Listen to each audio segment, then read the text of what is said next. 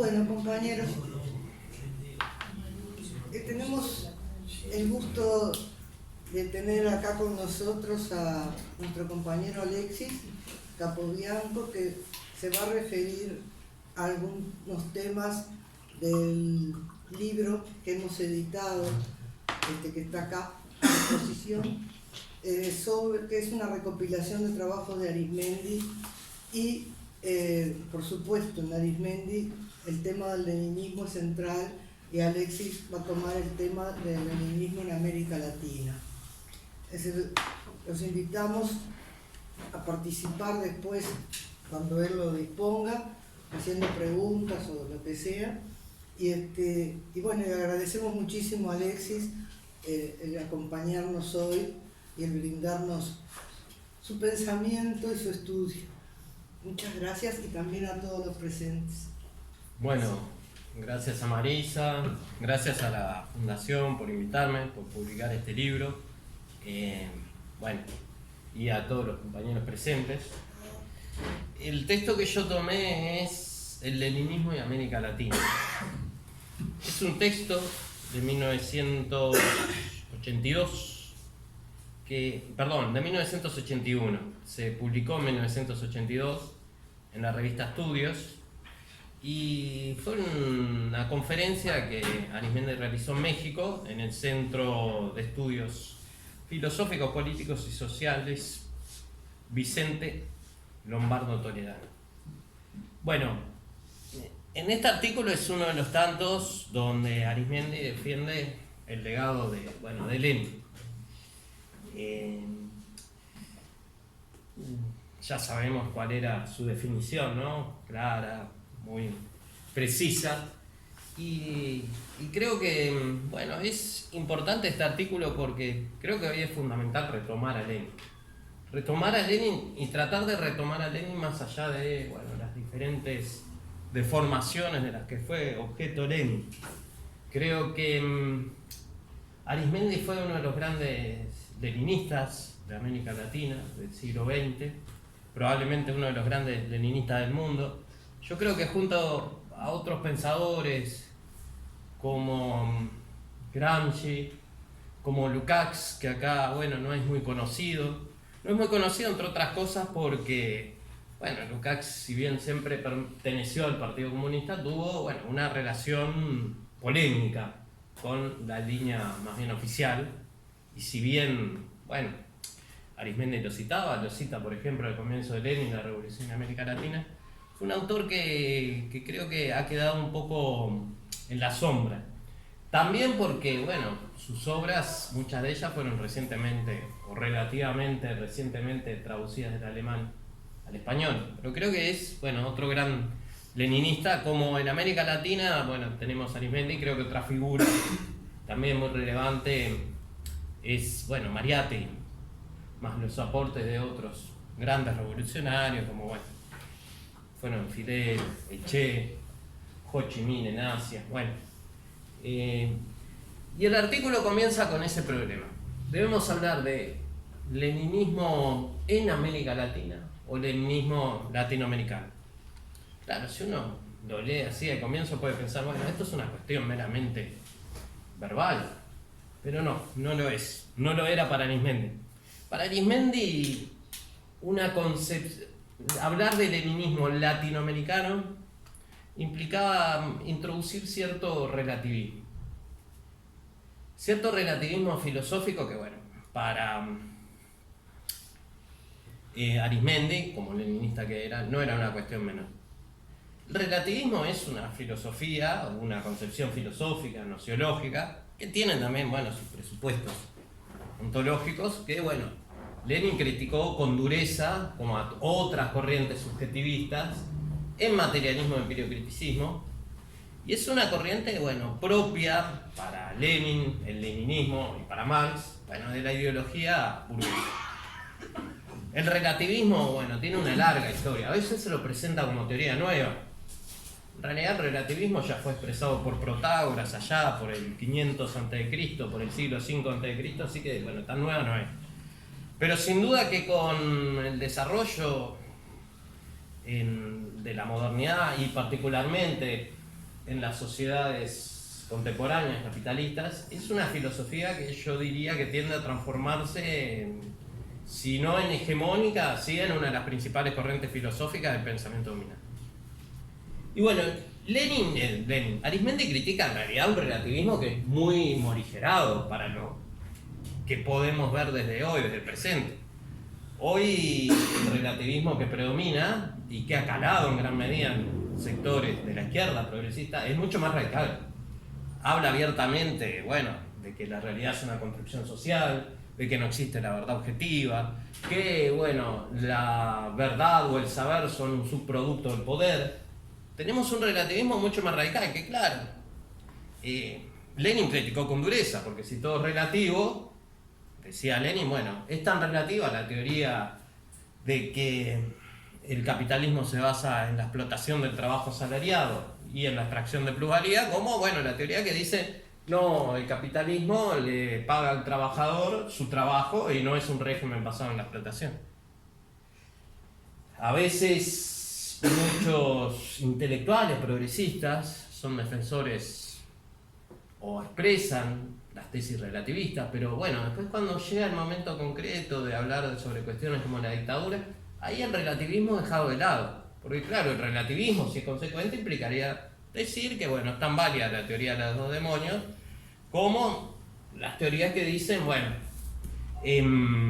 la dictadura fue parte de la contraofensiva del imperialismo de las clases dominantes contra el proceso ascendente de las luchas de clases en América Latina. Para el relativismo, las dos teorías tendrían el mismo valor. Bueno, y Marx critica esa tendencia relativista que él ve expresada en esa idea de hablar de marxismo latinoamericano y no de marxismo en América Latina. Voy a leer solo un breve fragmento de lo que plantea él sobre estas cuestiones. Una cosa es hablar del marxismo en Rusia, de su proceso formativo, de las peculiaridades históricas concretas en que debió desenvolverse, de sus debates y luchas de tendencias, de su papel histórico en el mundo entonces, de su original desarrollo que conduce a la Revolución de Octubre y otra bien distinta, nacionalizarlo.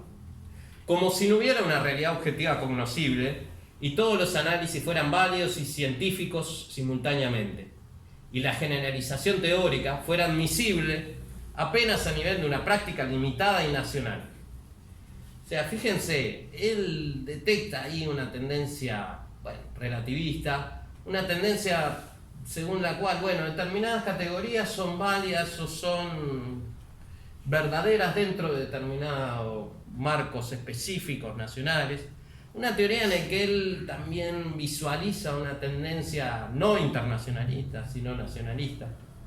Entonces, esa es una primera cuestión, una cuestión de carácter, bueno, claramente filosófico. Y Arismendi siempre fue un crítico radical del relativismo, no solo en cuestiones nociológicas, sino también en cuestiones éticas.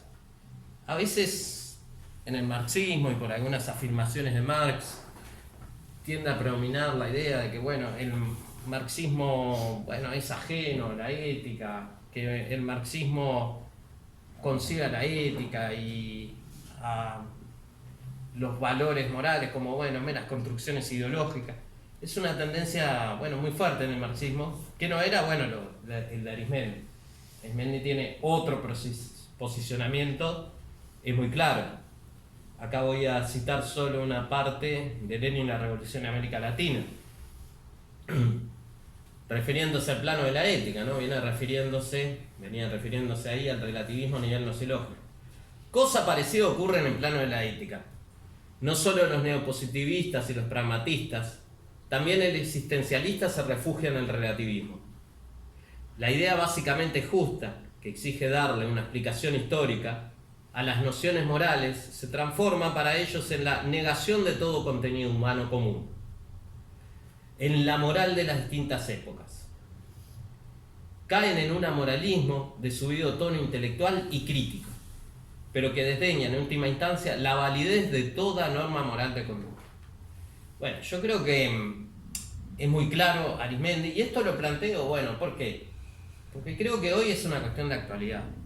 hoy el relativismo ha calado y ha calado hondo en gran parte de la izquierda. Lo que habitualmente se ha llamado, bueno, la izquierda woke, ¿no? O la izquierda postmoderna, tiene un fuerte peso del relativismo. Está, bueno, muy en boga la idea de que son muy relevantes las autopercepciones, y uno puede, bueno, entender que hay que tomar en cuenta las autopercepciones de grupos que han sido por largo tiempo subalternizados, dominados, sometidos a injusticia. Pero la autopercepción, bueno, si la asumimos y la transformamos como en el criterio válido para todo, no deja de ser problemática, ¿no? No deja de ser problemática y, bueno, una orientación bastante diferente a la que ya planteaba en su momento Marx, ¿no? Que decía que precisamente no podemos juzgar a los hombres, a los seres humanos, por lo que piensan de sí mismos. Y nos puede caer simpático, o es importante tomar en cuenta las autopercepciones de grupos subordinados, de grupos que han padecido largamente injusticia.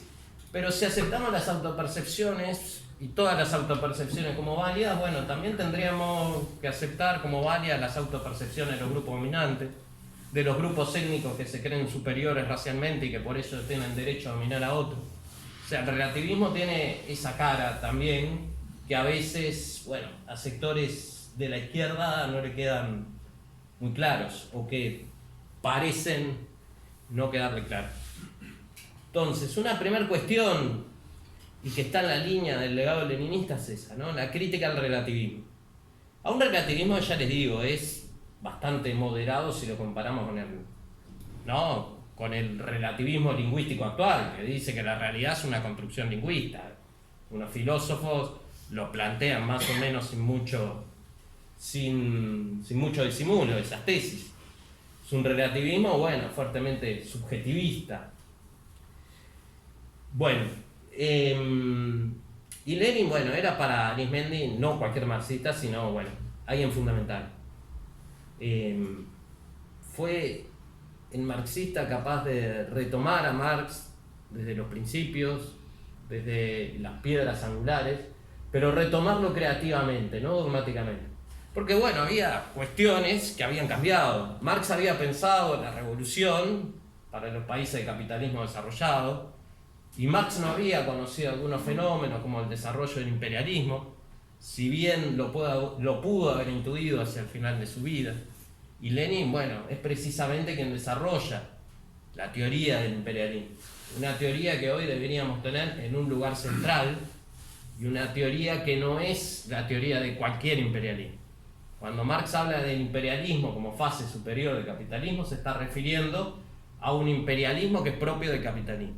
No está hablando de imperialismo como expansionismo territorial de algunos estados, propio, bueno, de los imperios de la antigüedad o de la Edad Media. Está hablando de otro tipo de imperialismo. Y ese imperialismo tiene sus correlaciones de fuerzas, tiene sus potencias dominantes, y en el caso concreto del imperialismo dentro del capitalismo, tal cual lo conocemos después de la Segunda Guerra Mundial, bueno, es un capitalismo hegemonizado por Estados Unidos. Es un capitalismo aparte que tiene como aliados fundamentales a lo que es llamado, bueno, por algunos la tríada: Japón y Europa Occidental. Es el imperialismo que un economista muy interesante como es Michael Hudson ha llamado el imperialismo del dólar, ¿no? Que es una denominación muy similar a la que daba Arismendi en algunos momentos. Entonces eso es importante, porque a veces me parece que se desdibuja el concepto de imperialismo, se retoman conceptos que no son los conceptos que plantearon, bueno, los marxistas en general sobre imperialismo como característica del capitalismo, y en particular, bueno, Arismendi, Lenin y Arismendi siguiendo, bueno, a Lenin. Entonces, eso es fundamental, el marxismo como una guía para la acción, el marxismo como un pensamiento creador. Ahí podemos traer la frase, ¿no?, de Mariátegui: el socialismo no puede ser ni calco ni copia, sino creación heroica. Que, bueno, a veces esto es olvidado. Y en aquel entonces, cuando Lenin retoma todo el marxismo y algunos elementos fundamentales del marxismo, y lo recrea. Bueno, teníamos por un lado las tendencias revisionistas representadas por Bernstein, que quería dejar de lado, por ejemplo, el armatoste dialéctico, ¿no? En esas palabras, que decía, bueno, el movimiento lo es todo, el fin es nada, socialismo ya pasaba a estar en un segundo lugar. Y teníamos por otro lugar, ojo, a la ortodoxia, ¿no? Que decían ser los más fieles a Marx. Claro, desde el punto de vista de los más fieles a Marx, hasta que no se desarrollaran totalmente las fuerzas productivas, no se podía hacer la revolución, así que había que sentarse a esperar. Bueno, Lenin en ese contexto retoma a Marx y desarrolla un marxismo creador. En el caso del imperialismo desarrolla una teoría que, si bien se basa en los aportes de Marx, sin duda, bueno, aborda un fenómeno que es en gran medida nuevo. Pero en el caso del Estado, lo que hace Marx es tomar todo aquello que en las obras de Marx y Engels estaba un poco desperdigado y escondido. Del Estado como ese aparato burocrático militar que funciona como instrumento de las clases dominantes para mantener su poder. Cuestión que habría que repensar, porque también hay a veces frases que se ponen de moda, ¿no? Lo del Estado ausente, lo del Estado presente. Se supone que en el neoliberalismo hay un Estado ausente y el Estado nunca se fue con el neoliberalismo. El Estado no se está yendo con Milei, al contrario, el Estado como aparato burocrático militar está siendo fortalecido. Lo que están siendo recortados son programas sociales, ¿no? La educación pública, pero fíjense lo que sucede con los aparatos militares, cómo fue recreada, bueno, la central de inteligencia allá, cómo se le otorgan recursos, no existen para nada los recursos, pero para eso sí. El capitalismo es, y esto lo dice, bueno, alguien que también retoma a Lenin, bastante reciente, Mauricio de Lazzarato, dice, es una máquina bifronte. El Estado y el mercado son las dos caras de una misma cosa. Y eso no lo debemos olvidar, porque ahora hay toda una retórica neoliberal que, bueno, nos hace ver las cosas muy distorsionadas, y a veces la izquierda, como reacción al discurso neoliberal, yo creo que esto lo trató muy bien Marisa en su momento, cuando fueron las jornadas de los 200 años de Engels, la izquierda reacciona como aferrándose al Estado. A ese Estado que, bueno, Engels definía como ese gran parásito, ¿no? Que succiona a la sociedad y que sirve precisamente para las clases dominantes, para mantener su dominación. Pero bueno, ese es un punto fundamental, la reivindicación de una concepción no relativista, materialista, que supone que se puede conocer el mundo, lo cual es fundamental también para transformarlo, y en este sentido una crítica muy radical a todos los relativismos extremos. Bueno, otra cuestión que aborda acá y que creo muy importante es, desde una perspectiva leninista, cuál es el carácter de América Latina. Se ha discutido mucho sobre esta cuestión, pero bueno, dentro del marxismo a veces había definiciones de América Latina como semifeudal, eran muy fuertes, que lo que hacían era trasladar análisis válido capaz que de otras para realidades mecánicamente a América Latina. Y bueno, incluso algunos como Aya de la Torre, bueno, ya hablaban prácticamente de feudalismo en América Latina, no de semifeudal. Bueno, desde una perspectiva leninista, Arizmendi es muy categórico en definir América Latina como colonial, como dependiente, como capitalista y dependiente. Esto es importante, no somos ni semifeudales ni somos tampoco una sociedad colonial, ya no lo somos. Fuimos, pero ya no lo somos. Entonces creo que es importante hoy porque ha retornado un poco la idea de lo colonial, de la colonialidad, etc. Y a veces se habla de nuestras sociedades como si fueran coloniales, como si estuviéramos en un estado colonial, o se sugiere de una forma u otra. Y esto, bueno, puede parecer en un principio menor, pero capaz que nos hace enfrentarnos con un enemigo que ya no existe más, ¿no? Es una visión anacrónica. Tenemos que tratar de conocer la realidad objetiva como es esa realidad objetiva. Y bueno, la idea de que vivimos en una relación colonial, capaz que políticamente puede ser efectivo en algunos casos, pero si uno va a la realidad objetiva, nuestra realidad es que tenemos un carácter dependiente. ¿Existe el colonialismo? Bueno, sí, existe. En algunas islas del Caribe existe, en las Islas Malvinas existe, bueno, existe sin duda en Palestina actual, pero no es nuestra realidad. Para transformar nuestra realidad, bueno, es importante desde una perspectiva materialista y no escéptica, como era la que defendía Arismendi, caracterizar correctamente nuestra realidad. Y esto a veces creo que, bueno, se nos ha perdido. No quiero ser extremadamente polémico, pero también yo creo que hay algunas caracterizaciones que se hacen sobre nuestra sociedad que por lo menos deberíamos repensarlo. Engels, por ejemplo, utiliza la categoría patriarcado, pero la utiliza para caracterizar, o esa categoría era utilizada para caracterizar no a cualquier sociedad donde hubiera dominación masculina, sino a aquella sociedad donde, bueno, la figura del padre tenía determinadas prerrogativas, derechos y privilegios sobre su familia y sobre los hijos, sobre su esposa, etc. Desde el punto de vista jurídico no es el carácter de la sociedad actual. Ahí es otra cuestión que me parece importante, bueno, reflexionar. Esto no quiere decir que no haya dominación masculina, que no haya machismo, que no haya, pero algunas autoras marxistas, bueno, plantean esta cuestión, si no se trata de un anacronismo.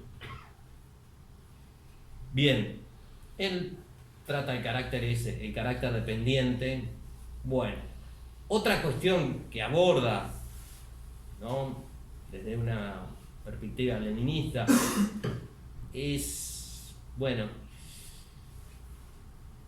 el tema de la unidad de la izquierda y la convergencia contra el fascismo. Bueno, Lenin no llegó a conocer el desarrollo del fascismo en su mayor desarrollo, sino en sus inicios. Acá Arismendi en su análisis del fascismo sigue en gran medida a Dimitrov. Y Dimitrov decía o caracterizaba el fascismo como la dictadura desembosada de los sectores más reaccionarios del capital financiero, que es, bueno, la base teórica de la cual parte Arismendi en su análisis. Creo que esto es importante también, porque hoy, por ejemplo, hay sin duda movimiento de derecha, derecha radical, ultraderecha, ¿no? Ahora, ¿todos esos son fascistas o habría que hacer un análisis más concreto? A veces uno ve en Europa cuestiones que por lo menos deberían llamarnos la atención y deberían impulsarnos a un análisis de clase, ¿no? Porque aparecen como más agresivos, más militaristas y más protánicos sectores de la socialdemocracia europea, y sobre todo los partidos verdes, que algunos sectores de la derecha reaccionaria. Incluso en Estados Unidos, bueno, mucha gente piensa y hace traslaciones capaz un poco mecánicas y ve, bueno, por un lado identifica a los republicanos con la derecha, que sí, son de derecha, pero identifica a los demócratas con la izquierda, que es bastante más problemático. Porque los demócratas son, y han sido históricamente, a no ser, exceptuando tal vez a Reagan y a Bush, mucho más agresivos en las políticas imperialistas que los republicanos en general. Entonces me parece que lo importante del análisis de Arismendi, que acá más que remitirnos directamente a Lenin, nos remite a un leninista como fue Dimitrov, es hacer un análisis de clase del fascismo. O sea, hacer un análisis que vaya más allá de lo específicamente político, que desde un punto de vista marxista es aparencial.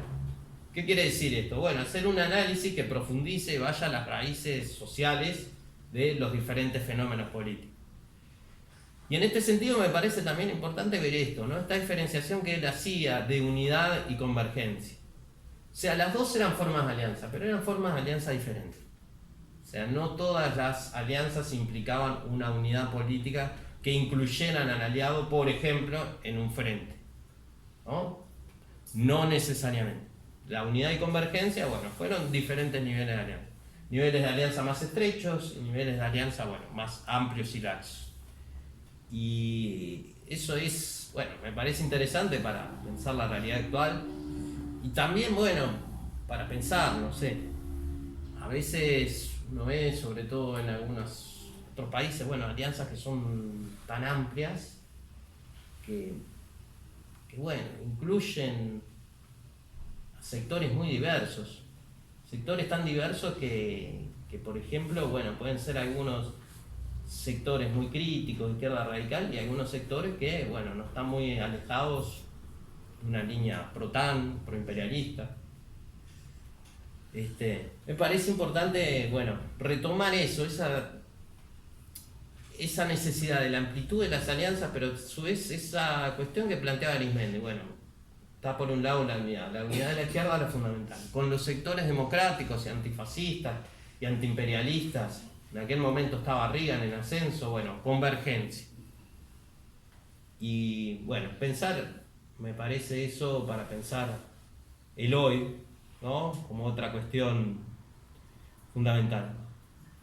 Bueno, una de las tesis que plantea ahí, basado en su concepción leninista, es que nosotros vivíamos en un continente en revolución, ¿no? A partir de 1955, 54, mediados de la década del 50, hay dos procesos que son la revolución boliviana, por un lado, y el proceso guatemalteco, con Jacobo Arbenz, que abren para él un nuevo periodo en América Latina. Abren un periodo donde, bueno, ya se puede vislumbrar la posibilidad de procesos revolucionarios, democráticos, antiimperialistas, democráticos avanzados, lo llamará en otro momento, que como nuestras formaciones son capitalistas y dependientes, ya plantean tareas de carácter socialista. A eso quiero volver después un poco. Él lo plantea esto en 1981, o sea, cuando acá estaba la dictadura, cuando en Chile estaba la dictadura, cuando en Brasil estaba la dictadura, estaban las dictaduras extendidas por América Latina. Sin embargo, él no dice, no vivimos en un periodo revolucionario, lo reafirma. Hay una contraofensiva al imperialismo, claro, pero también tenemos procesos como el de Nicaragua, 1979-80, o sea, un año y algo más antes había triunfado el proceso sandinista, la revolución sandinista. Teníamos un gobierno también en Granada que va a ser, bueno, aplastado por la invasión de Estados Unidos, un gobierno también avanzado, de carácter o con una orientación fuerte hacia el socialismo. Teníamos, bueno, la lucha ascendente del Frente Farabundo Martí en El Salvador. Y bueno, hoy si uno pregunta, bueno, estamos en como dice Arismendi, estamos en un continente en revolución. Bueno, hoy creo que la mayoría de las personas, bueno, si uno le plantea esto, es más, el otro día un amigo, militante, compañero, me dijo irónicamente, pero vos pensás que hay condiciones para una revolución. ¿Cómo? Estás delirando. Y bueno, si tomamos en cuenta aquella división entre condiciones objetivas y subjetivas, yo creo que las condiciones objetivas, en este mundo de hoy, y no solo en América Latina, sino que diría en el mundo, son o están dadas mucho más ahora que en el 60. En el 60 estábamos en el auge del capitalismo, en la edad de oro del capitalismo, en donde hay un salto muy importante en el desarrollo de las fuerzas productivas. Claro, salto muy importante en el desarrollo de las fuerzas productivas que va a producir el estancamiento posterior y la caída de la tasa de ganancia en el 70. ¿Cómo va a responder el capitalismo? Bueno, con el neoliberalismo. Ese neoliberalismo le va a permitir recuperar parcialmente la tasa de ganancia. Pero, claro, esa recuperación es parcial y la tendencia no la pueden evitar a largo plazo. Y esa tendencia hoy se ha profundizado, se ha agudizado. Hoy tenemos un capitalismo cada vez más estancado. Eso de lo que hablaba Marx, ¿no? Cuando entran en contradicción las relaciones de producción, ¿no? Y las fuerzas productivas, bueno, lo estamos viendo mucho más hoy que ahora. Hoy por hoy, los niveles de crecimiento en los países capitalistas dominantes es muy bajo, bajísimo. Aparte, mucho de ese nivel de crecimiento es hasta bastante cuestionable, porque ahí en las estadísticas, que en gran medida son manipuladoras, ponen de todo, ¿no? Y lo que crece más es la actividad financiera. La actividad financiera es una actividad especulativa, no crece la producción real, y en ese sentido hay una crisis. Escuchaba el otro día, ayer, la charla de Bernaza. Bueno, parecemos medio pesados, pero hay una crisis estructural profunda del capitalismo, que no es solo de la economía, abarca toda la sociedad. Tenemos, por ejemplo, una crisis ecológica, ¿no? Que la crisis ecológica no es tanto en lo que focalizan la atención los grandes medios, sino otros problemas, bueno, mucho más profundos. En Uruguay vivimos una crisis de salud y de salud mental que no podemos ver como un problema aislado de individuos. Yo que trabajo con adolescentes les puedo decir que la situación se vive así directamente sin que nadie te la tenga que contar. O sea, en Uruguay ha habido un crecimiento de los suicidios. A veces uno habla con los uruguayos y dice, no, los suicidios en Japón, en Suecia. Uno agarra los índices, en Japón, en Suecia se suicida proporcionalmente mucho menos gente que acá. Nosotros como realidades tendemos a negarlo. Pero ese fenómeno de la salud mental es un problema creciente en todo el mundo. En todo el mundo. En Estados Unidos, por ejemplo, que son tan aficionados a las estadísticas, si uno agarra un periodo de 11 años, el suicidio en niños ha crecido casi un 100%, o más de un 100%. Es una tendencia estable de toda la sociedad capitalista. Que fue algo que dijo Marx ya en su momento, en un escrito, que pasó al olvido, que dice que con el capitalismo no solo crece la miseria, sino los trastornos mentales. Y hoy estamos viviendo una crisis muy profunda. ¿Qué es lo que diferencia el hoy del 60? Creo que ahí hay una diferencia fundamental en las condiciones subjetivas. En América Latina, en los 90 y principios de los 2000, se dieron movimientos muy importantes. En Uruguay capaz que por vías más legales, pero en Bolivia la forma en que Evo llegó al poder fue porque hubo procesos cuasi insurreccionales, ¿no? O sea, la derecha ya no solo cayó porque hubo elecciones limpias y transparentes, sino porque también estaban los indígenas, los movimientos sociales, rodeando La Paz desde el Alto y otras ciudades, ¿no? Era un proceso muy radical. Si recordamos, en el 2019 hubo, estallidos que se sucedieron en América Latina muy profundos, muy radicales.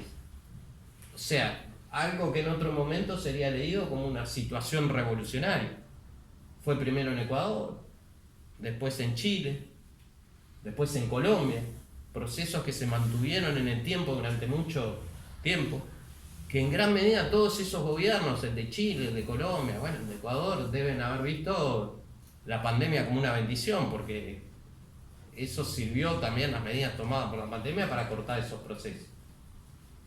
Entonces, ¿cuál es la cuestión? ¿Es falsa esta tesis de Arismendi o ya no es válida hoy de que vivimos en un continente en revolución? Él decía lo siguiente: entendiendo esto como la maduración económica, social y política de las relaciones con el imperialismo y en las entrañas mismas del continente, de las premisas para un cambio democrático de imperialista tendiente al socialismo. Yo creo que la maduración económica, social, está hace rato, y hoy tal vez sea más profunda que en aquel entonces en muchos aspectos. El problema es, la cuestión política. Lo que creo que está fallando en América Latina es que no hay organizaciones políticas, no hay fuerzas políticas reales capaces de dirigir esos procesos, ¿no? Y para poder crear esas fuerzas políticas reales, creo que una referencia fundamental, en nuestro caso, es Arismendi, porque creo que Arismendi trasciende la realidad uruguaya, y a nivel mundial, es Lenin. Creo que ahí lo que está fallando es Lenin. Y otra cuestión fundamental es el tema cultural, ideológico. Es necesario promover un nuevo sentido común, una contrahegemonía. Y esta contrahegemonía que planteaba Gramsci, y el concepto de hegemonía, no era una hegemonía que no se sabe quién es.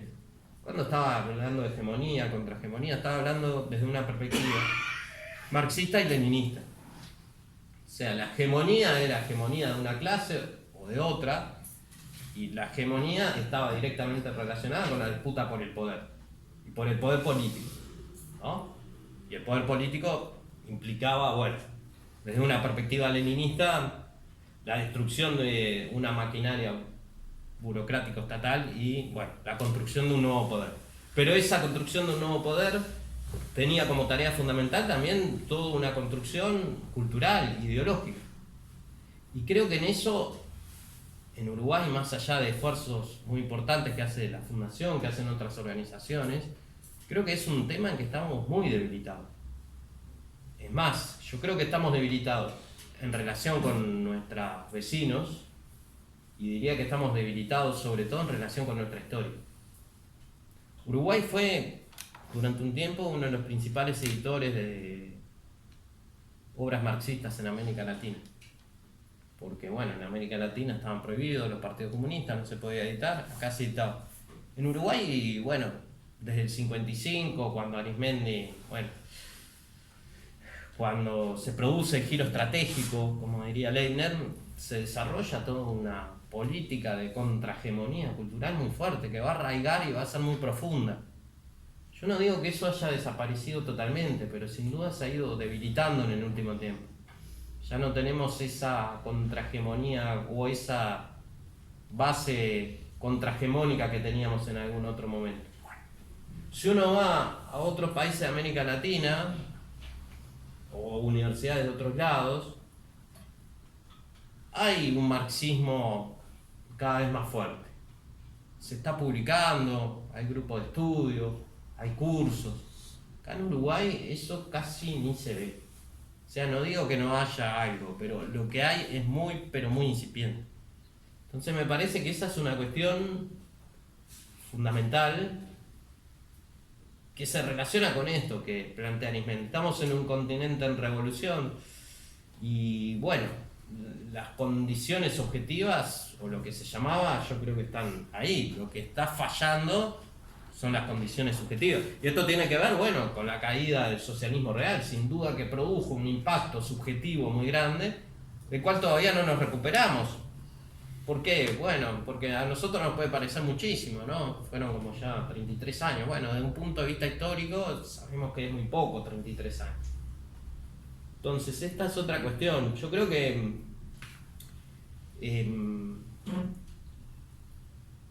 esta tesis de Arismendi es importante repensarla, y creo que se relaciona con algo que planteaba Lukács, que es que Lenin lo que planteaba precisamente era la actualidad de la revolución, ¿no? No la revolución como una tarea hacia un futuro, como algo que nunca se podía realizar, sino la actualidad, ¿no? Y creo que esto deberíamos, bueno, nuevamente repensarlo.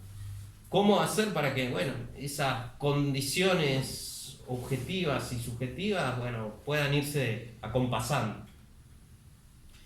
Bueno, después, ya terminando, otro punto que plantea tiene que ver con algo que ya he mencionado, ¿no? O que se relaciona con algo que ya he mencionado. Bueno, Arismendi plantea en aquel entonces que la vía más probable era la Armada. Esto lo sostuvo durante casi toda su obra. A veces yo creo que no se lee Arismendi, y se lee o se toman cuestiones aisladas de Arismendi y se lo lee según lo que planteaban otros partidos comunistas o otros teóricos del comunismo, que bueno, el comunismo también en América Latina no era algo homogéneo, era, bueno, bastante diverso. Y así como teníamos tendencias guerrilleristas dentro de los comunismos, bueno, teníamos otras tendencias como la de Arismendi, que él nunca estuvo en contra de la guerrilla. Eso es algo que nunca dijo Arismendi. Arismendi lo que estaba en contra era el guerrillerismo. La guerrilla era una vía adecuada cuando se daban determinadas condiciones. En otras, bueno, no. Y él siempre planteó, bueno, que la vía más probable era la Armada. ¿Qué pasa hoy? ¿Hoy es la vía más probable la Armada? Bueno, hoy parece que se ha ampliado lo que él en aquel entonces veía como más específico de realidades como Uruguay o Chile. La vía pacífica. Pero claro, hay que recordar que la vía pacífica, y esto siempre lo sostuvo Arismendi, es relativamente pacífica, y que la vía pacífica no implica dejar de lado tareas como la destrucción del aparato burocrático militar del Estado. Entonces esto me parece algo, bueno, interesante a pensar hoy. Creo que hay cuestiones aleccionadoras, ¿no? Arismendi, cuando hablaba de esta cuestión, se refería mucho a lo que él a veces definía como la tragedia chilena. Y nosotros podemos ver, bueno, cómo otros procesos han sido interrumpidos, como el boliviano, precisamente por golpe de Estado, por aparatos militares que, bueno, responden a las clases dominantes, que se resisten a las nuevas fuerzas, o al MAS más concretamente. Si uno, bueno, lee el debate actual de Bolivia, el temor a un posible golpe sigue estando muy presente, ¿no? Hay toda una cuestión ahí que creo que es fundamental reflexionar. Claro, esto también lo planteaba Arismendi, ¿no? No es una tarea sencilla, porque cuando la vía es armada, por lo general lo que sucede es que el aparato burocrático militar es destruido. Ahora, la vía pacífica es mucho más compleja esta tarea.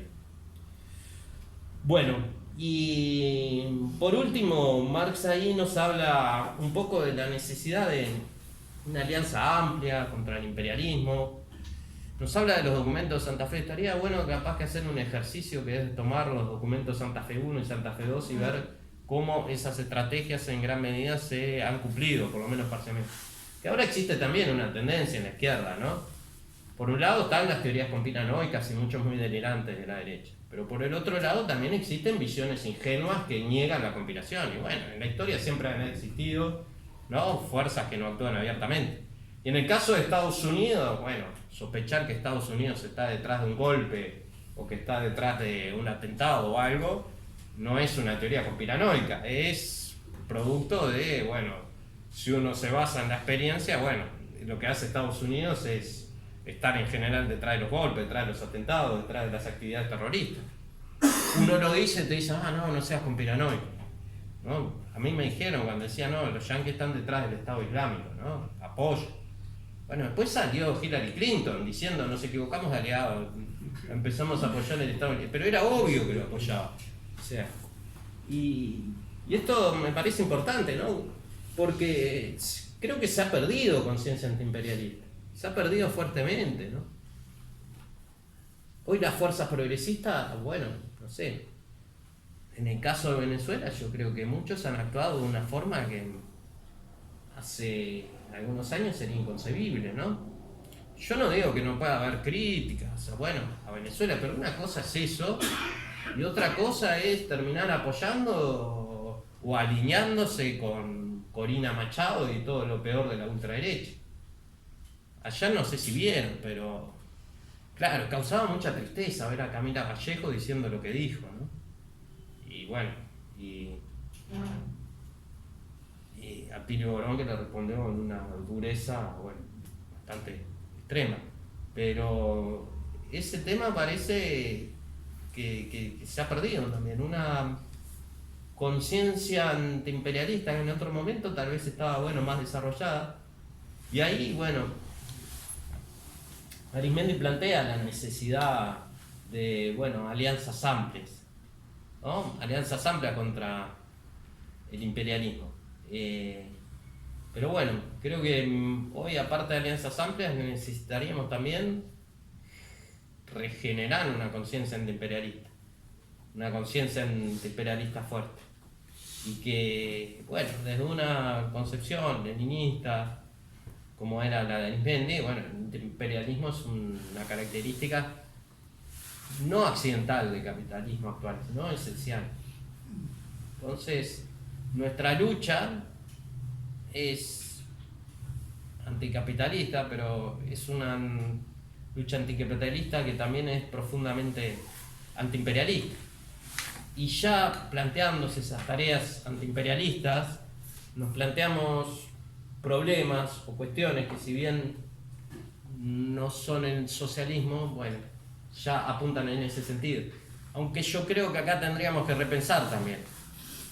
En aquella época, en la época de Arismendi, si bien, bueno, él rechaza los modelos y yo creo que él se alejó dentro del movimiento comunista de las tendencias, digámoslo así, dogmáticas que había dentro del movimiento, en gran medida el socialismo era concebido como un tema ya resuelto. En gran medida se concebía el socialismo, bueno, según el modelo implantado en la Unión Soviética.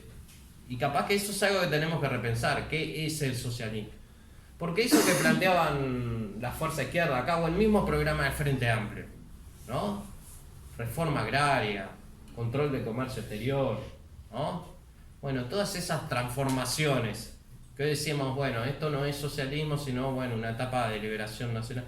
Bueno, hoy yo creo que habría que repensar, si bien ellos no lo llamaban así, de esa manera, si ya no era socialismo. El socialismo, tal vez deberíamos pensarlo, teniendo en cuenta todas las experiencias, no solo la experiencia soviética, sino otras experiencias, como un largo proceso de transición, donde la cuestión fundamental no es si está el control o no total de la economía por el Estado. Aparte de ahí tendremos que repensar el papel del Estado. Sino, bueno, si la clase trabajadora ha accedido o no al poder. Creo que ahí está la cuestión fundamental. Bueno, estas las cuestiones que quería comentar. Así que, bueno, muchas gracias a todos nuevamente.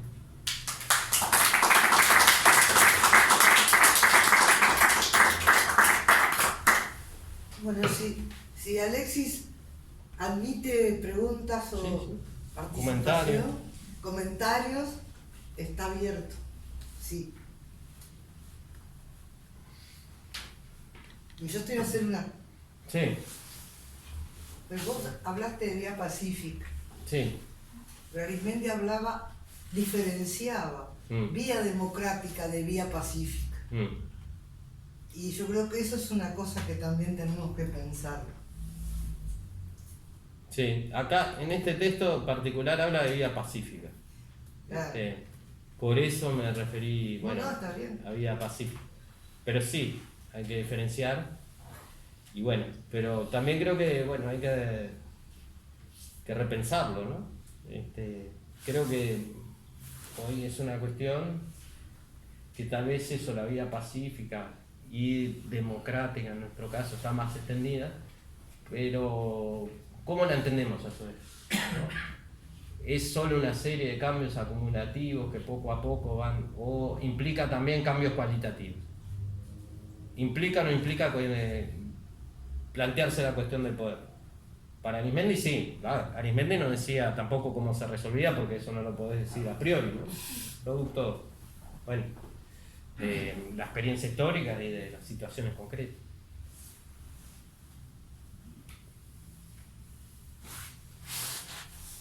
Sí, hablen. Sí, yo no me voy a tomar atribuciones en lo que tiene que ver con todas las puntas que tiene esto, porque todos tenemos, ¿no? Pero quería dejar dos cuestiones que me parecían importantes de tu exposición. En un pasaje decías de que Arismendi planteaba en América Latina tenemos un capitalismo deformado, a diferencia de las tendencias que hablaban de colonialismo y otras categorías. Y me parece que sería válido hacer un esfuerzo por aproximarnos en cuanto a qué tipo de capitalismo tenemos hoy en América Latina. Pues tenemos un capitalismo, pero sabemos que las profundas transformaciones que ha habido en los últimos años han, digamos, transformado profundamente el capitalismo. Si nosotros queremos luchar contra el capitalismo, tenemos que conocerlo. Eso en primer lugar. Que quería entender. Y lo otro es una acotación, porque yo hace en una página en internet leí un artículo de Luis Bilbao y referido que tiene unos cuantos meses, creo que si no es a principios de año, es el año pasado, pero ya estaba referido a la Argentina de Milei. Y él decía ahí, tiraba una definición media, digamos, fuerte, ¿no? O sea, decía, la situación que se está dando ahora es que los de arriba no pueden y los de abajo no quieren. Y quería saber, digo, qué opinión se podía dar ante semejante acerto de un tipo que además me parece que es un periodista que ha jugado un papel muy grande, ¿no? Sobre todo en la Venezuela de Chávez.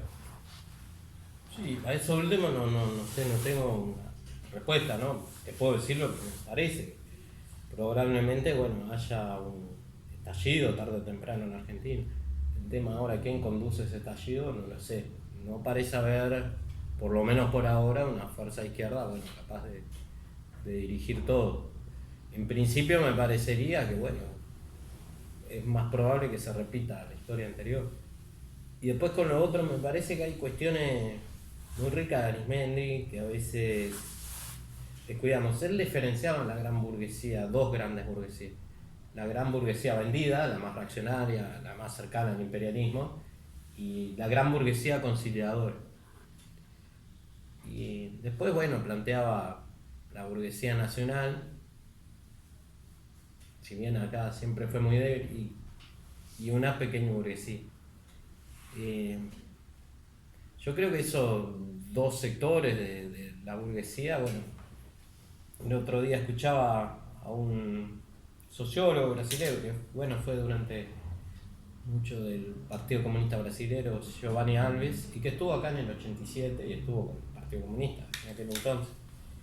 Y él, bueno, dice que planteaba eso, que en realidad hay una burguesía, bueno, más reaccionaria, ligada, no lo planteaba Arismendi, sino de otros autores, ligada, bueno, a Bolsonaro, a esa tendencia, y bueno, otra burguesía más conciliadora, que no es antiimperialista, pero que a veces tiene algunas tensiones con el imperialismo, que quiere, bueno, tener a veces su resguardo de, por ejemplo, los capitales extranjeros, y es una burguesía que bueno, un día apoyará a Bolsonaro y al otro día apoyará a Lula según, bueno, sus conveniencias. Entonces yo creo que eso es interesante de analizar. Bueno, también planteaba él que en el caso de Brasil él consideraba que la burguesía nacional ya no existía más. Que bueno, habría que analizar, bueno, ¿existe algo así como lo que se entendió como burguesía nacional? Bueno, pues la pequeña burguesía, bueno, la pequeña burguesía como resurge permanentemente en el capitalismo y bueno, y muere permanentemente. Y después no sé, creo que en ese caso hay algunos estudios interesantes, ¿no? Por ejemplo, está el libro este que editó Fugman, Los de Arriba. Está un análisis que hizo Daniel Olesker, que en parte se basó en Arismendi sobre la estructura de clases en Uruguay. Ahí hay una discusión en el marxismo, ¿no? Que es, por ejemplo, la clase trabajadora. En un momento acá se hablaba del fin de la clase trabajadora. Claro, teníamos una visión capaz que muy estrecha de la clase trabajadora, ¿no? Clase trabajadora industrial, pero Marx hablaba en un sentido más amplio, ¿no? Trabajador asalariado que produce algún tipo de mercancía, que puede ser un objeto material que se produce en una fábrica, o puede ser el pan que se produce en la panadería, o un servicio, o por lo menos, bueno, esa creo que es la interpretación más. Y yo creo que hay ahí algunos estudios interesantes. Lo que pasa que, claro, tal vez ahí el problema que tengamos es que todo eso queda muy acotado en ámbitos específicos o en la académica y falta la capacidad porque, bueno, por toda una serie de condicionantes históricas de hacer una síntesis política e ideológica, ¿sabes? Pero, y bueno, es una tarea también. También lo que pasa, ¿no? Como predominan estas tendencias, ¿no? Más posmodernas, subjetivistas. El objeto de interés de la academia, bueno, a veces no es el que más se relaciona con, bueno, con estudiar, por ejemplo, los cambios de capitalismo en el Uruguay. Eso no quiere decir que no haya cuestiones interesantes que se producen. Pero creo que Arismendi tiene ahí, muchos matices que introduce, sobre todo en el análisis de la clase dominante, que son muy interesantes, y que habría que tomar en cuenta, ¿no? ¿Quién estaría representando a la gran burguesía conciliadora, obvio, ¿no? ¿Quién a la gran burguesía que se llamaba vendida, ¿no? Son cuestiones, por ejemplo, Olesker tomó cuando se hicieron precisamente acá las jornadas sobre la vigencia del pensamiento de Arismendi, hizo un análisis interesante, pero que creo que habría que retomar. Sobre eso, me parece a mí que hace mucho tiempo que no hay un estudio, han aparecido recientemente, el caso de Mauricio de Rosa y algún otro más, pero estudian el tema de la distribución de la riqueza, ¿no? Pero me parece que no es que no aporten, pero no hay un enfoque desde el punto de vista del marxismo, digamos, de acá, quiero hablar. Y creo que el último que hubo lo hizo Luis Tolovich en el año 88. En un momento muy crítico para el Partido Comunista, hubo una polémica, Luis, porque no estaba en el partido en ese momento, pero sacó una serie de libros. Creo que ahora hay condiciones, me parece, para retomar lo planteado de Luis Tolovich, que aparte en un momento donde el capitalismo empezó a cambiar a velocidades más rápidas, y donde los estudios a veces de la década de 50 usaban categorías que hoy ya están caducas, como el capitalismo deforme, eso no dice nada de eso. O sea, porque si no te explica bien la realidad, no sirve para nada. En cambio Luis, aplicando, creo que dialécticamente, el método marxista de análisis de la realidad, polemizando con ese momento con los herederos, no con Bea, con los que estaban en el Instituto Bea, hay un libro, chiquito así, sobre el poder económico, que tendría que ser, estar en los cursos del Partido Comunista o de otras organizaciones. Porque entra, sale a la visión escolástica, que nadie está libre de caer en la visión escolástica del estudio de la realidad. Porque decir que somos dialécticos, bueno, todos decimos que no vamos a decir que somos escolásticos, pero a veces caemos en visiones escolásticas y de repente nos estamos manejando con categorías, y Luis polemiza en eso justamente, llega a decir que la mayoría de los terratenientes no integraban la rosca, lo dice en el 88 y lo fundamenta. Y si vos seguís los estudios posteriores, lo que está Alonso y una cantidad de economistas nuevos que analizan por sectores de economía, y en el tema agrario, el latifundio ya no tiene el mismo peso que tenía antes. No quiere decir que no exista el latifundio, y tiene otras características, tiene un desarrollo capitalista que antes no había. O sea que el tema es muy importante que nosotros no le erremos el bizcochazo, porque después eso se refleja en el plano de las alianzas, en el plano político, en el plano de por qué no entramos a veces en determinadas capas sociales o en el interior del país. Por ejemplo. Ayer, en la clase sexto del liceo, salió el tema del latifundio, estábamos leyendo lo que decía Valle Ordóñez en contra del latifundio, llevé el libro de Mauricio de Rosa, lo compartí con los alumnos, las conclusiones generales de cómo está así cada vez más concentrada la riqueza en el Uruguay, y un alumno mío que tiene 43 años, que es clase del ejército, me dijo, profesor, dice, yo soy del interior, dice, pero no existe el latifundio de cuando yo era niño, dice, hay otra realidad. O sea, cómo surgió ahí, digo, lo pongo como ejemplo porque no es imposible llevar estos temas, al aula, o hablarlo con los trabajadores, o hablarlo con pasión, digamos, ¿no? Para apuntar en la dirección alimendiana de que si no hay lucha revolucionaria no se cambia nada. Y bueno, estaba pensando en eso. Después vos hablaste de unidad y convergencia. Yo le agregaría el tema de acción común. En el documento del Partido de la Clandestinidad se hablaba unidad antidictatorial, convergencia democrática, que se concretó en abril del 80. Yo pienso que surgió acá, pero se concretó afuera formalmente, pero eso es opinable. Y acción común, porque Sanguinetti, que había estado contra la huelga general, en el plebiscito, a partir del plebiscito, empezaron a haber acciones en común sin ser una alianza tan específica, y después se vio reflejado en la multipartidaria al final de la dictadura, ¿no? Ese proceso, digamos. Es un tema riquísimo, la experiencia que tendría que rescatar del partido, ¿no?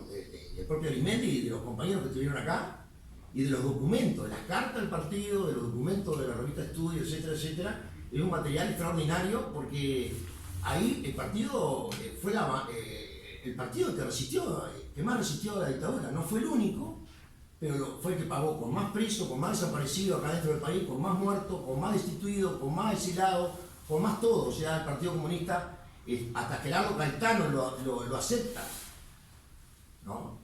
Pero hasta Gerardo Caetano, porque hay gente que lo tiene a Gerardo Caetano como si fuera un dios de acá, que lo viene a... ¿no? Y Gerardo Caetano dice lo que ya sabíamos nosotros. Nosotros lo sabíamos porque lo vivimos aparte, la lucha contra la dictadura. Bueno, Clara Aldrigui, que es... Clara Aldrigui, que es historiadora, simpatizante, bueno, del MNN, creo que ella misma fue del MNN. En un momento en una entrevista dice que los documentos de la CIA básicamente no hacía mucha referencia al MNN. Su gran problema era con el Partido Comunista y con la central sindical, y que ellos preveían que el Frente no iba a ganar en el 71, pero que sí pensaban que era posible que ganaran en el 76 y no se cortaba el proceso. Bien. A mí me gustó todo lo que dijiste. O sea, yo soy medio pasional así, pero es mi característica. Porque yo creo que si no hay pasión revolucionaria no vamos a hacer ninguna revolución. O sea, al estudio científico hay que agregarle la pasión revolucionaria. Si perdemos la pasión revolucionaria, y vos decías que hemos perdido el antiimperialismo, y estoy de acuerdo contigo, porque es una vergüenza que esté Milei en la Argentina y nosotros no hemos hecho una manifestación de 5 cuadras de gente enfrente a la embajada. Es una vergüenza que están haciendo un genocidio contra Palestina y nosotros, yo mismo no he ido a uno solo de manifestación en solidaridad con el pueblo palestino. O sea, si estaremos, si será cierto eso, y si no, pero levantás los jóvenes se prenden pero a muerte si vos salís con una cosa antiimperialista. Al principio, a mí un viejo comunista me decía, el propio Ortiz me decía, a veces, Gonzalo, hay que saber quedarse solos. Que no era antinutal mi planteo, porque en la dictadura se le dio mucho caso a muchos que decían que no había condiciones para luchar. El partido no hubiera sido el partido de la resistencia y no sé lo que hubiera pasado en la historia del Uruguay. O sea, a veces hay momentos históricos que hay que, yo estoy de acuerdo contigo, nunca es más claro el imperialismo como ahora. Antes nos costaba, cuando éramos gurises de la juventud, explicar a un joven qué era el Fondo Monetario Internacional. Y ahora es muy fácil explicar lo que es el Fondo Monetario Internacional, porque lo ven en carne, lo vivieron en la crisis del 2002, lo vivieron en la Argentina. O sea, hay cosas que son mucho más fáciles para mostrar descarnadamente lo que son el imperialismo. Bueno, lo de Gaza, la propia guerra a Ucrania, que desfilan con las cosas de los nazis, ¿no? O sea, estoy de acuerdo contigo, está en el debe eso, está en el debe, tiene que haber mucho más, se tienen que hacer actividades, no puede ser que nosotros no podamos juntar 200, 300 personas. Yo estoy cansado de presentaciones de libros de 40 personas, de 50 personas, estoy cansado. O sea, hay falta, a veces hacemos 500.000 cosas y de repente hay que concentrar más en determinadas cosas, no sé cómo se hace eso. Me lo hago en voz alta, me lo pregunto. Y 40, 50 personas bastante para estas épocas. No sé, relativo a lo que decís ahí, me parece que este pasaje es muy importante, porque yo creo que también Arismendi lo dice, bueno, ahora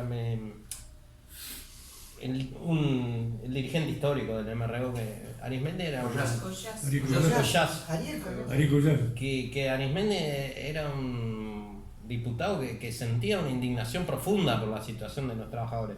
Sentía realmente, no era solo una cuestión intelectual, política, pragmática. Y acá me parece una parte muy interesante. Dice, hay un cuadro de Daumier que muestra a los muertos de las revoluciones del 30 y del 48. Y muestra a la vez junto con ellos a los especuladores. La pregunta que hacía Daumier era, ¿valía la pena hacerse matar? En última instancia, la tesis de invalidación de toda la mejor historia de nuestra época desde 1917 conduce a esta desolada conclusión antirrevolucionaria. ¿Valía la pena hacerse matar? Millones de hombres muertos en las revoluciones, en la guerra contra el nazismo, en las luchas contra la dictadura, y al final, en la hora de la meta, ¿qué?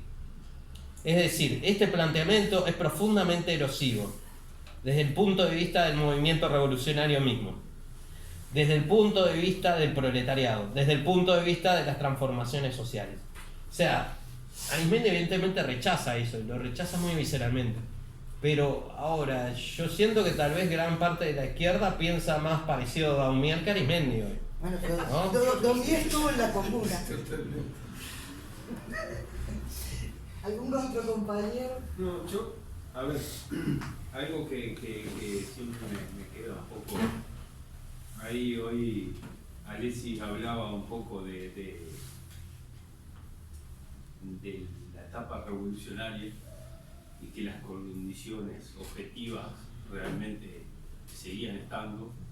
Y hay que tener en cuenta mucho la diferenciación de cuando Arismendi hablaba en el 81, 82, de las condiciones que tenemos hoy, a ver, del ser revolucionario.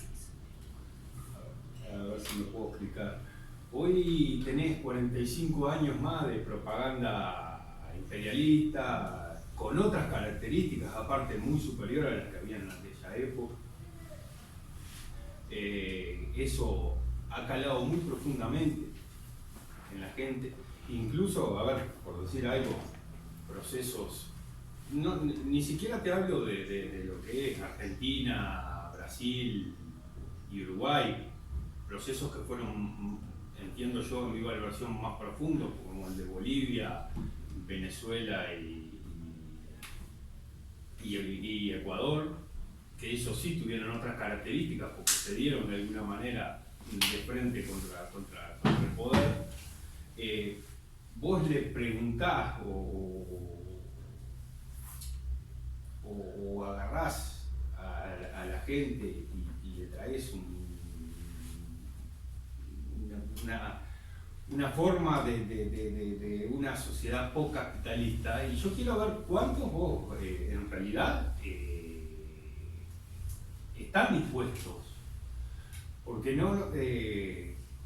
no está ese sujeto revolucionario, y ahí un poco voy a lo que un poco habla Gramsci, de esa hegemonía y de juntar un montón de cosas para que eso sí la clase dominante lo tiene bien aceitado. Es que es mucho más gramsciana la clase dominante que la izquierda hoy, ¿no?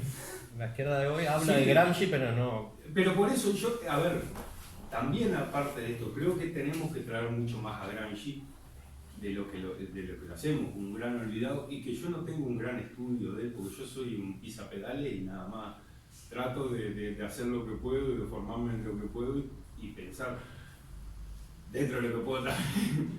Pero a mí me preocupa más eso, las condiciones que tenemos, porque también Lenin lo decía, no alcanza con solo la tarea de militante ir y darle con fuerza y vamos y hablamos, no alcanza solo con eso. Y no estamos encontrando los mecanismos para dar ese salto ideológico, para tener ese debate, para llegarle ideológicamente a la gente.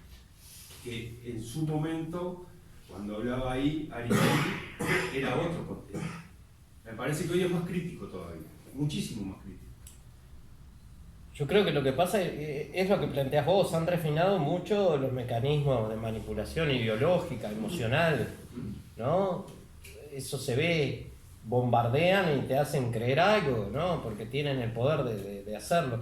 También es muy fuerte por el otro lado, bueno, la realidad y los problemas que vive la gente. Bueno, ojo, vamos a no subestimar las condiciones en la época de Arismendi. Sí, que acá era se muy daban dura. películas como Fui comunista para el FBI. ¿Ah? Y lo que hicieron, fueron los comunistas, armaron un lío al cine Trocadero donde daban la película, entre otros Macera, armaron un lío. O sea, las condiciones subjetivas eran otras, pero yo me crié en un país donde los comunistas eran espantosos. donde el comunismo era horroroso, donde Estados Unidos eran los buenos y iba a haber películas donde estaba Fenómeno que mataban a los indios. Yo me eduqué así. Esas eran las cosas que yo veía cuando era niña. Entonces, no vamos a subestimar cuáles eran las condiciones en aquella época y contra lo que había que luchar. Digo, yo vi la película, yo era comunista para el FBI. El héroe era el infiltrado entre los comunistas, y entonces iban a los actos de los comunistas con fierros envueltos en diarios para pegarle a todo el mundo, y el héroe de la película era la víctima que se infiltraba entre los comunistas, toda su familia lo escupía, pero era un héroe porque lo hacía para el FBI. Y esas eran las películas que había en aquella época. Digo, no creamos que hoy en día Pero el Marisa, bombardeo ideológico... pero yo no, a ver, porque vos estás haciendo una defensa como si yo hiciera un ataque a las condiciones del momento. Y No. Yo te digo que hay otro proceso y otra acumulación Sí, de pero muchas cosas. la influencia ideológica era enorme. Lo que pasa que es lo que decía Alexis, cómo damos la lucha contrahegemónica. La hegemonía existió y existe. Los medios, ¿de quién fueron siempre? Hoy hay todavía otras vías.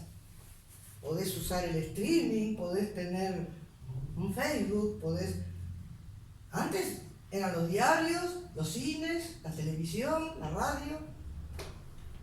Era difícil. Lo que pasa que es un tema que yo creo que habría que hacer un profundo análisis, y mi gran tema es cómo nos influyen las derrotas, cómo enfrentamos las derrotas.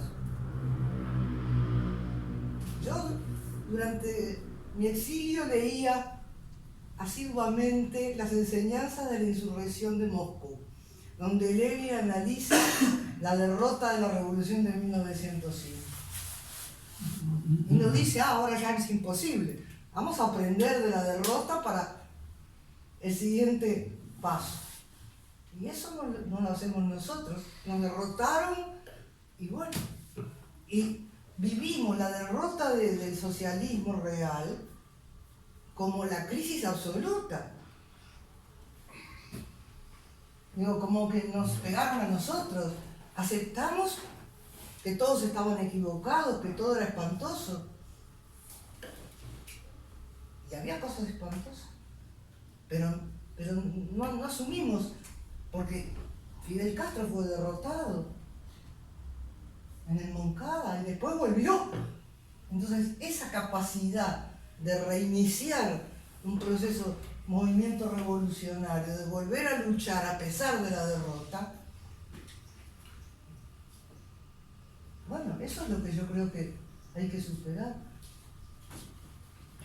Y a pesar de todo eso, de todo el gran poder manipulatorio que tienen, bueno, es interesante, yo qué sé, en Estados Unidos, según una encuesta, bueno, la mayoría de los jóvenes, una parte muy grande, se sienten más afín al socialismo que al capitalismo. Capaz que el socialismo, como lo entienden, bueno, no sé cómo lo entendamos nosotros, pero es interesante. O que en Japón el libro de Kohei Saito sobre, bueno, el capitalismo haya sido un bestseller. O sea, hay una búsqueda creo que de otras cosas. A veces capaz que nosotros no nos damos cuenta de que hay más búsqueda de la que pensamos. Y algo interesante, ¿no?, que dice Lukács, que es que el capitalismo tiene una tendencia crecientemente manipulatoria. Y ahí hay otras cuestiones, ¿no? ¿Cómo se construyen eso, los índices de pobreza, esto, aquello? Estuve leyendo unos economistas, a uno argentino que dice, bueno, están imponiendo índices que en realidad están mostrando la realidad de forma muy diferente. En realidad, si imponemos un ingreso de 30 euros, ¿no?, diarios, tendríamos que sacar la conclusión no que el 10 o el 20% de la población es pobre, sino entre el 50 y el 80% de la población mundial. O sea, le han hecho creer a un montón de trabajadores acá que son clase media, y que cuando se habla de impuestos a los ricos, estás hablando de impuestos a a los que ganan un salario de trabajador. Y es todo un tema, ¿no? Toda esa cuestión de que ya está implícito cuando se divide a la población en deciles, ¿no? Eso no responde a una... ¿Qué tal? La podés usar como instrumento para una política fiscal, pero también tenés que decir que eso no implica una... Tenemos un 1% menos que concentra casi, no sé, las cifras que dio Mauricio de Rosa habla de 2.500 personas, tienen más de la mitad de la riqueza en Río Corto. Porque ahora no y memoria. son las cifras que dio Abdala, que eran escandalosas, ¿no? Acá, ¿no? Y uno habla con compañeros que se sienten culpables y porque ganan, no sé, 90.000 pesos. ¿Quién puede vivir con 90.000 pesos? Y si uno ve los índices de pobreza, yo no sé, hasta hace un tiempo era el que ganaba más de 10.000. ¿Quién puede sobrevivir con 10.000 pesos? O sea, ¿Qué porcentaje de la población gana 25.000? sí, un montón. Y no sé cómo hacen Bueno, para sobrevivir con eso. Pero esto es a nivel mundial, ¿no? Entonces nos han hecho creer que estamos en un mundo donde han mejorado las condiciones sociales.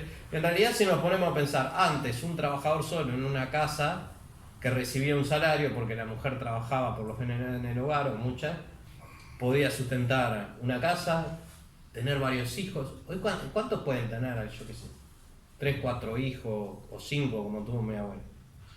Lo calculan, tienen 1, 2 a lo sumo. O sea, hay toda una manipulación ahí. Eso tampoco es muy cuestionado, ¿no? Algunos economistas hoy lo están empezando a cuestionar, marxistas, ¿no? Pero también, ¿no? Pero a su vez, también está la realidad de nuestro lado. La realidad es que es un sistema, una sociedad que cada vez soluciona menos los problemas a la gente y cada vez crea, bueno, realidades más complicadas en todo sentido. Los índices aparte del mundo no están empeorando porque en realidad China, como tiene casi la 1/5 parte de la población, mejora y eso crea la apariencia de que mejora el mundo, pero en realidad estamos en procesos que tienden a la baja y no al mejoramiento. Y hasta ahora, bueno, gran parte de los sectores trabajadores en Estados Unidos, por ejemplo, lo ha logrado llevar a la derecha para su lado. Que es todo otro problema, ¿no? Pero, no sé, es un tema que creo que tenemos que pensar, ¿no? Porque el otro día leí, este mismo Giovanni Alves decía que en Brasil, por ejemplo, se renunció a tener medios propios, que predominó la teoría de que con los medios, que lo que había que hacer era influir y trabajar con los medios del sistema. Bueno, los medios del sistema responden al sistema, ¿no? Claro.